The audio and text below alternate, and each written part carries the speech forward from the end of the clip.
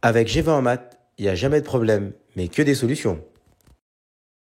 Nous allons voir ensemble comment effectuer les dérivées pour les fonctions polynomiales usuelles. Donc ici, on va traiter sur le premier cas, c'est-à-dire comment on effectue la dérivée d'une constante, donc la dérivée d'un nombre. Et ici, la dérivée d'un nombre, c'est 0. Ça veut dire que si vous avez f de x qui est égal à 6, si on calcule sa dérivée, alors on va avoir f' de x qui sera égal à 0 parce que f ici est un nombre. Imaginons que vous ayez g de x égale à moins 7 et que l'on veuille faire la dérivée.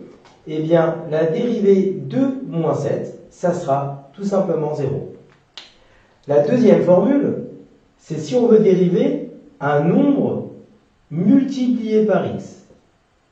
Eh bien, la dérivée, ça sera le nombre.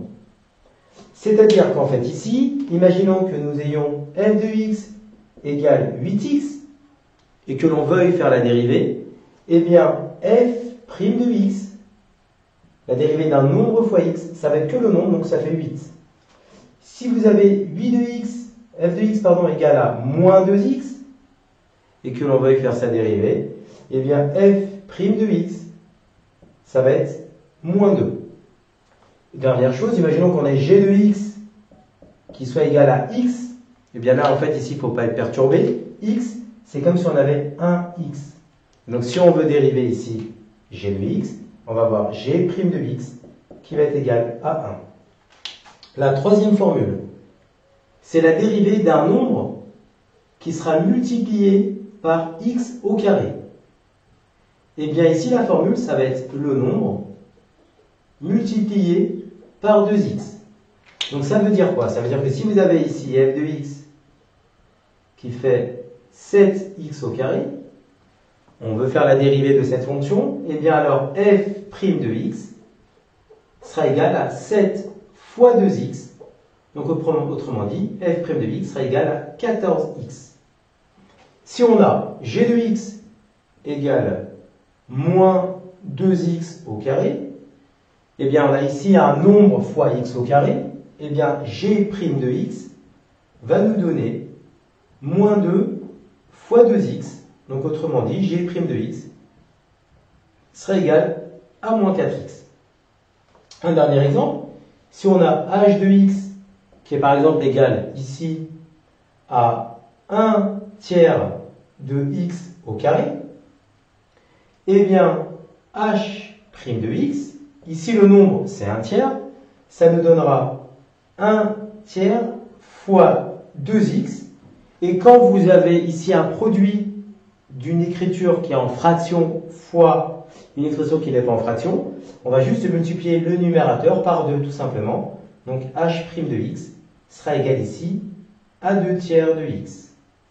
Enfin, la dernière formule à connaître pour nous, c'est la dérivée d'un nombre qui sera multiplié par x au cube.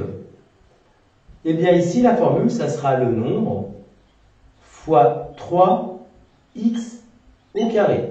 Donc ça veut dire que ici, si l'on a f de x qui est égal à 6x au cube, et on veut effectuer ici la dérivée, et bien f' de x, ça sera égal au nombre, donc 6 fois 3x au carré.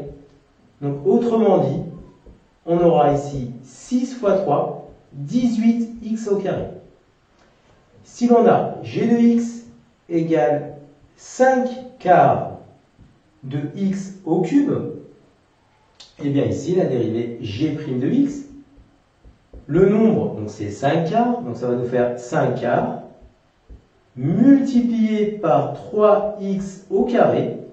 Et c'est le même principe que tout à l'heure si vous avez ici une fraction avec une constante, ici avec un réel, on va multiplier simplement le numérateur.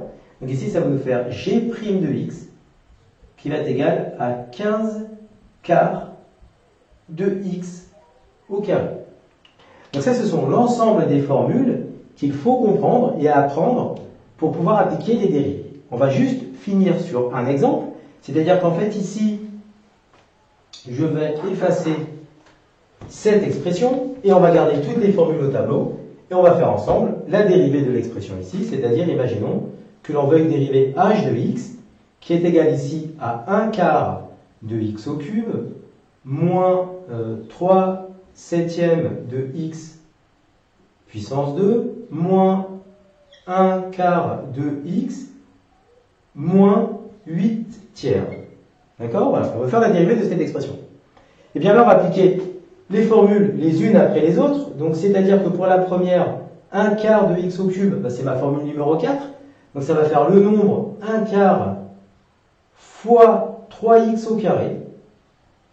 Pour la deuxième, moins 3 septièmes de x au carré, c'est la formule numéro 3. C'est un nombre fois x au carré. Donc, ça nous fait moins 3 septièmes fois 2x. Moins 1 quart de x, c'est un nombre fois x. Donc ici, ça nous fait moins 1 quart. Et enfin, le moins 8 tiers, ça fera 0. Et donc, si on simplifie tout, c'est-à-dire en fait, si on réduit l'expression, 1 quart fois 3, on multiplie la fraction 1 quart par 3, donc le numérateur, donc ça nous donne 3 quarts de x au carré, moins 3 septièmes fois 2, on multiplie le 2 avec le numérateur ici, donc ça nous fait moins 6 septièmes de x, et enfin le moins 1 quart, qui va rester moins 1 quart. Donc cette vidéo, vous permet de traiter les notions importantes des dérivées polynomiales. Comme tu as kiffé la vidéo et que tu veux des bonnes notes en maths, alors tu mets un pouce bleu, tu t'abonnes à notre chaîne, tu poses un commentaire, on y répond sans problème.